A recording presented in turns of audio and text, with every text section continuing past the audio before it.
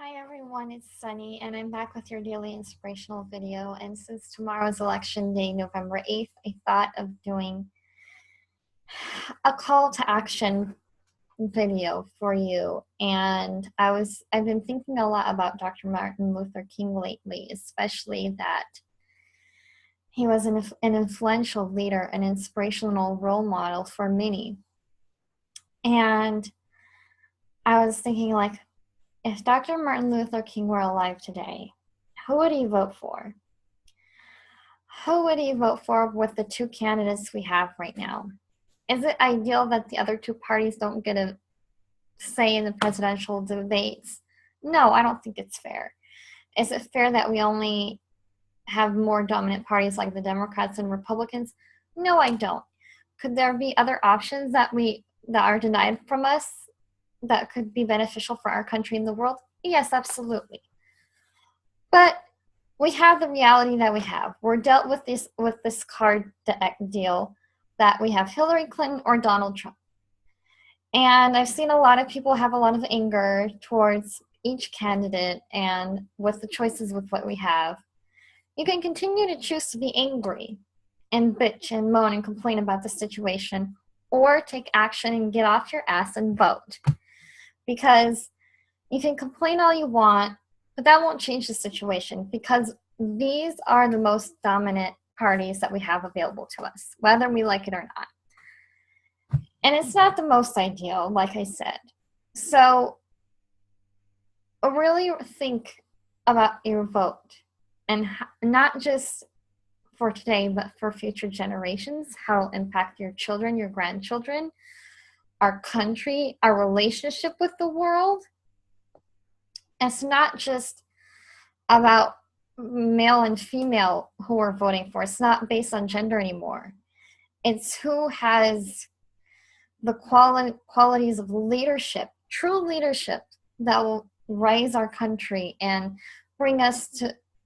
move us forward, bring us to higher levels of togetherness, companionship, and movement towards a better reality.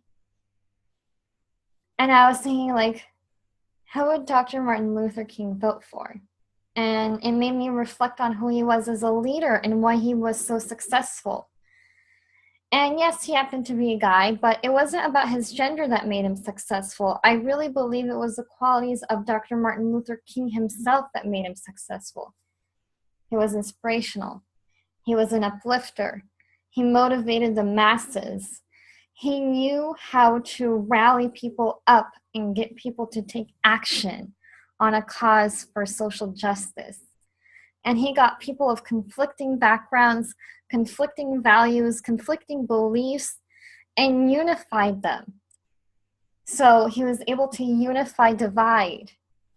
He brought unity. He brought focus on love and oneness and equality for everyone. That's the kind of leader he was, and that's why he was so successful, and why we still need to act on his missions still today, because there is racial discrimination. Even though we have an awesome president in Barack Obama, and I love all the advancements that he made for our country with what he was able to do in the 8 years he's been president, because President Obama had a lot of damage to recover from the recession we were in before his presidency, and he did a lot of great things as a president, and I'm really grateful for it, like creating a healthcare system and the movement he created for the LGBT rights, giving people in the LGBTQ community the right to get married across the nation. That's huge for a president to do that. I mean, we have to recognize the positive things he's done. And you want a president who will take action, who has a clear plan, who will unify us, not divide us. I mean, why was Dr. Martin Luther King so successful? He had a clear mission. He had a clear goal. He had a clear end result of what he wanted his outcome to be. And he was successful with his clear intention and focus to get people off their asses into inspired action, whether it was to show up to his peaceful demonstrations. He was all about being peaceful, calm, and centered. He never created violence in his movement. It was the other people who created resistance up against him. But he never created violence. He was a peaceful activist, always grounded, fearless, powerful, and influential in his own right. He spoke to the hearts and minds of people and spoke to their consciousness. He knew how to speak the language of the people, even the people who were divided, and spoke to them as a one human race, as a humanity.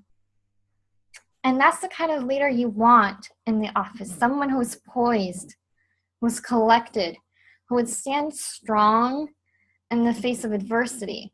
Because Dr. Martin Luther King had a lot of adversity. He had a lot of resistance, a lot of people pushing against him, trying to make him fall, trying to make him quit, wanting him to give up, but he didn't until his last day. And if you haven't seen the movie Selma yet, you really should see it. It was a beautiful and powerful movie to show how he was as a leader, and like you get really up close and personal. So I really want you to think of that. If you're still undecided, if you still haven't cast your vote yet, think of these qualities that Dr. Martin Luther King had. He was very successful in what he was able to do. He demolished segregation. He reformed people's views on people of different race and color, and he unified people. And that's the kind of leader I want in office. And I'm not going to tell you anything else. I just hope you think and reflect. If you're really attracted to how Dr. Martin Luther King was as a leader, then I think you know in your heart who is the rightful candidate, someone who is calm, who knows their stuff, who knows their mission, who knows their purpose, and who knows how to gather the masses and unify us for a greater cause and help people improve society to make it the U.S. a better place for everyone and make it inclusive. He was very inclusive as a leader. Dr. Martin Luther King was very good at being inclusive and bringing people together and feel part of it and felt part of the whole. So I really hope this video inspires you, and if you feel undecided at all, I urge you to go out and vote. And it's not about gender anymore. It's about who's the right president, who's fit to be a leader, a real leader, a leader who leads from a place of love and empowerment. And, you know, is this the best ideal situation? Like I said, no, maybe not. But we have two dominant choices right now between a Democrat and a Republican. And, you know, we have no choice but to vote within those two categories. And if we cast a vote for other less dominant parties, it'll be a vote against one of the candidates. That's what it is right now, but we have to deal with what we have and then make the change from here. It doesn't always have to be this way. So go vote and think of Dr. Martin Luther King. Who would he vote for? Who would he support? What would he say? What would he do? And have a great day and have a wonderful time voting for the rightful candidate. All my love, Sunny.